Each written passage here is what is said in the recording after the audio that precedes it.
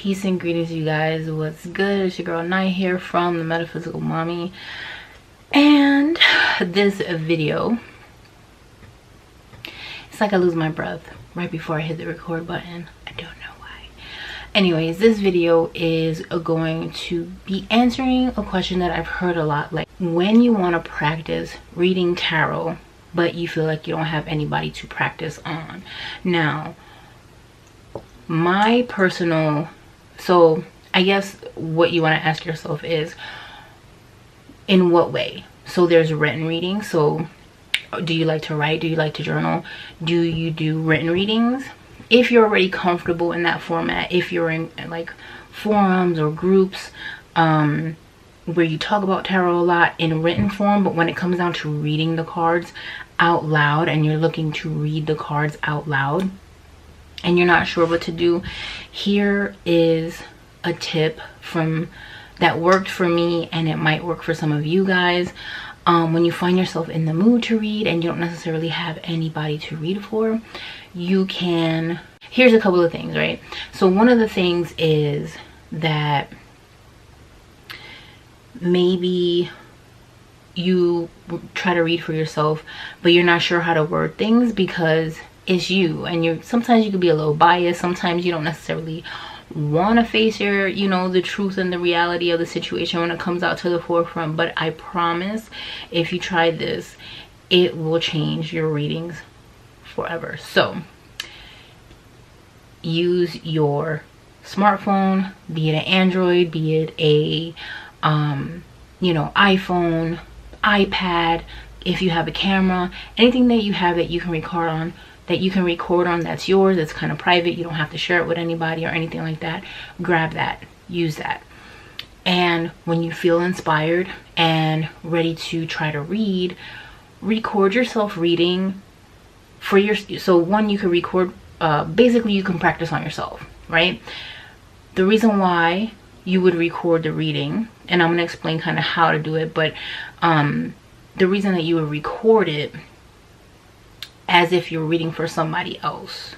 So you would use the pronouns like you, and basically using you instead of using I. So when you pull the cards and you read for yourself, and let's say you're writing in a journal, you kind of go, I feel like this, I feel like that. But if you're recording on video and acting like you're reading for somebody else, that gives you practice.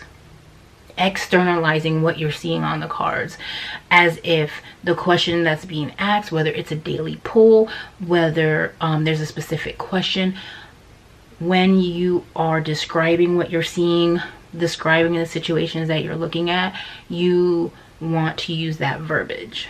You know what I mean? Externalize it. Turn it in, and start off small too. If you're uncomfortable, don't throw out a Celtic cross and then try to read it all at once. Depending on your comfort level, start with the three cards, work that out: past, present, future, body, mind, soul, whatever, or your daily cards, and then build it up slowly but surely. But as far as like getting a rhythm, getting a flow for it, I would say 3 to 5 cards is good, especially on for a daily kind of practice.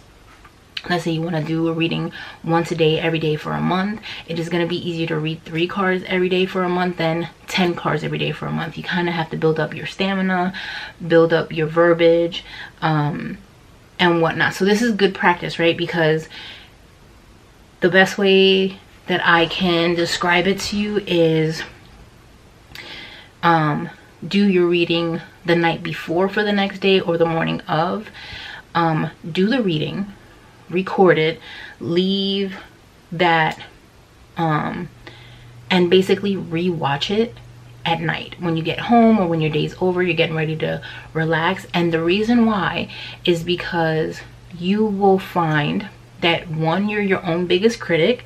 So if you're afraid of people judging you, or sounding a certain type of way, or anything like that, you yourself can judge that for yourself. So before anybody ever gets a taste of you as a reader, you get to taste yourself as a reader. And it's really interesting because you notice maybe you stutter, maybe you say a lot. That's one of my things. I tend to go you kind of find those little faults, and as you continue to read, you find your rhythm, you find your flow, you feel more comfortable in front of the camera or talking about the tarot cards in general, speaking on them, speaking about them in context. All of those things becomes more habitual because you've been reading out loud. I think reading out loud is so super important. And recording yourselves, because nowadays, I mean, when I was younger, we totally didn't have cameras so as available around. So I think it's one way, especially if you're kind of timid and you want to be sure of yourself before you put yourself out there, that it's one way to really maximize your efforts.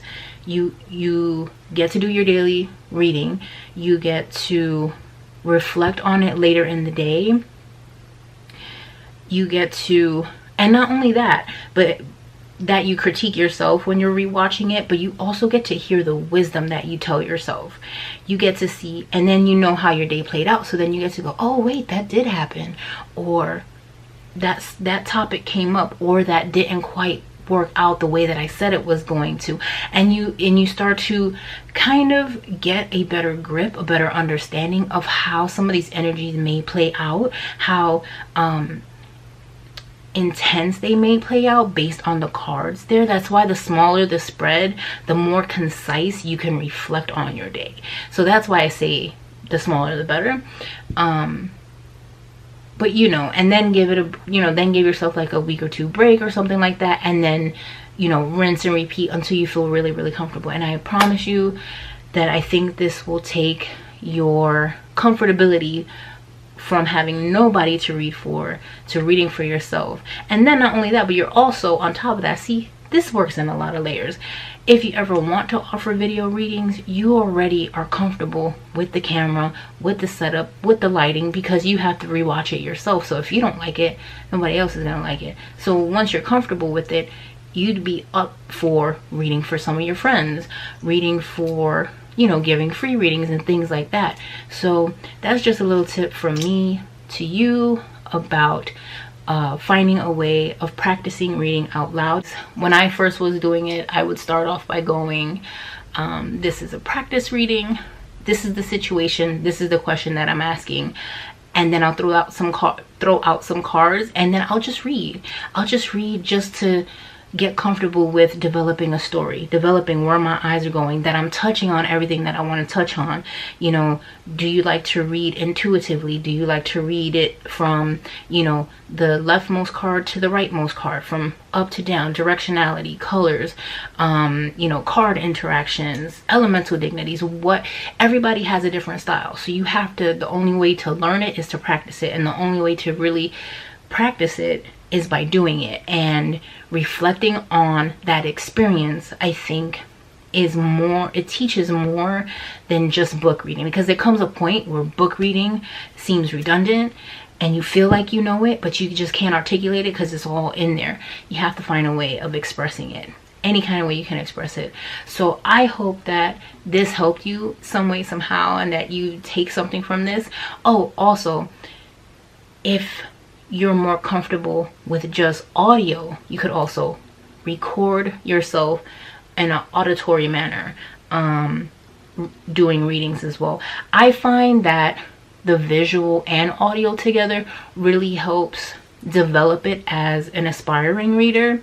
But if you're just using it as like a diary or a journal or something like that, and you just want to keep audio files, you can totally do that. Just don't forget to mention the card that you're talking about before you start describing the card that you're talking about, because then you might be like, well, what cards did I pull? You know, it'll get a little confusing. So depending on how you like to log things, I just think video is the easiest in remembering what cards you're talking about and all that kind of stuff there.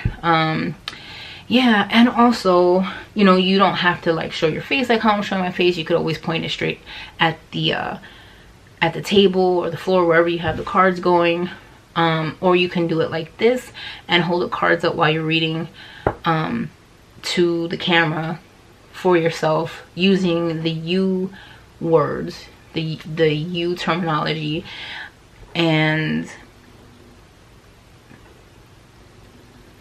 then you also kind of have like a little star log vlog kind of thing for your tarot readings, so you can see how your hair was, how your makeup was, what were you wearing, how are you feeling, do you remember that room, do you remember how you had that set up, why'd you change it, this and this and that, you know. And then you get to nitpick at all your own stuff. So I don't know, I just think it's really interesting and kind of creative and fun way of continuing to develop your tarot reading style, or reading habits, or developing your reading style, when you have, you know, when you really feel like you don't have anybody else that you can read for, or you're not to that point quite yet where you even want to read for anybody else. But doing it out loud, recording it on camera, reflecting on it every day, and building that habit, I'm telling you, once you get comfortable with it, you're not even gonna stop. You're not even gonna second question yourself. Somebody wants reading and be like, come on, let's do it. What's up? What you need? I got you. I got you. This card is this. This card is that. This is happening. Blah blah blah. Blah blah blah blah. And you're gonna be just like, you're gonna be just like that. I'm sorry, I'm a little delirious right now. But anyways, I'm pretty sure I got my point across.